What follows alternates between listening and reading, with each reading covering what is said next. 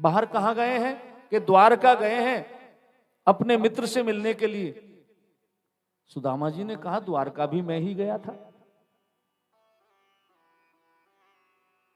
लेकिन कन्हैया ने मुझे दिया भी कुछ नहीं। फिर कहने लगे अच्छा भैया सेठ जी की पत्नी तो होगी? कि हां पत्नी जरूर है। पत्नी तो है, जरा खड़े रहिए हम पूछ करके आते हैं। अब द्वारपाल अंदर गए और उन्होंने कहा कि देवी एक ब्राह्मण आया है, सुदामा नाम है, और वो पूछ रहा है कि यहां मेरी कुटिया थी, वो सेठ जी से मिलना चाहता है। सेठ जी तो है नहीं, हमने तो कह दिया कि हमारी सेठानी से मिल लो। अब सुशीला को तो पता चल गया कि ब्राह्मण और कोई नहीं, सुदामा नाम के तो वही हैं। वो आ गए हैं तो अपनी 7-8 दासियों को लेकर के सुशीला आई। अब पहले तो थी सुशीला तिनके के बराबर पतली सी, और फिर हो गई कम से कम भी 100 किलो की है, सेहत बन गई, आनंद ही आनंद हो गया। सुख में तो व्यक्ति फूलता ही है। तो सुदामा जी ने देखा ये मेरी सुशीला तो लगती नहीं, क्योंकि वो तो पतली सी ब्राह्मणी थी, ये तो कोई वास्तव में सेठानी है। और सुदामा जी ने जैसे ही मुख फेरा तो सुशीला दौड़ करके चरणों में गिर गई और कहने लगी महाराज महाराज आप कहां जा रहे हो?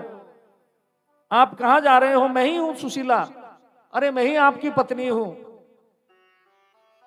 सुदामा जी ने कहा देवी तुम पर तो बड़ी कृपा हो गई, ये सब धन ये सब वैभव ये कैसे हुआ? सुशीला ने कहा महाराज आपको चाहिए था दर्शन और मुझे चाहिए था धन।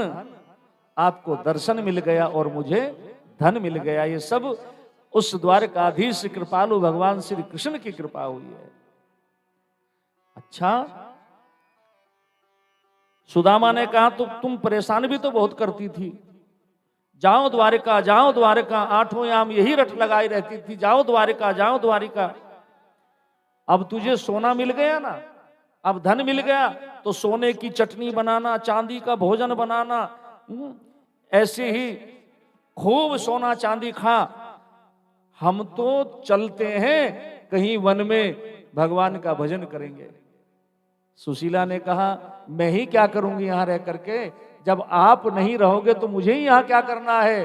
और सुदामा सुशीला जब दोनों चलने लगे तो पीछे से आवाज आई सुदामा जी, अरे सुदामा जी रुको तो, सुदामा जी सुनो तो। और जब सुदामा जी ने पीछे मुड़ करके देखा तो वही टेढ़ी टांग वाला भगवान कन्हैया खड़ा है और पुकार रहा है बोलो कृष्ण कन्हैया लाल की। सुदामा ने कहा रे लाला ये सब वैभव तूने मुझे काहे को दिया? मैं तो पहले ही बड़ा धनवान था। जिसका तेरे जैसा मित्र हो वो कभी निर्धन रह सकता है क्या? भगवान ने कहा सुन, ये तुम्हें मैंने दिया है, इसे कभी अपना मत समझना,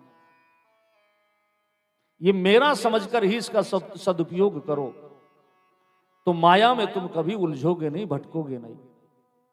और याद रखो ये जो धन संपत्ति जो कुछ भी मिला है ये भगवान का दिया हुआ है और ये उसी की वस्तु है। हमें भी यही समझना चाहिए कि प्रभु मेरा मुझ में कुछ नहीं, जो कुछ है सब तोर, ये सब तेरा है।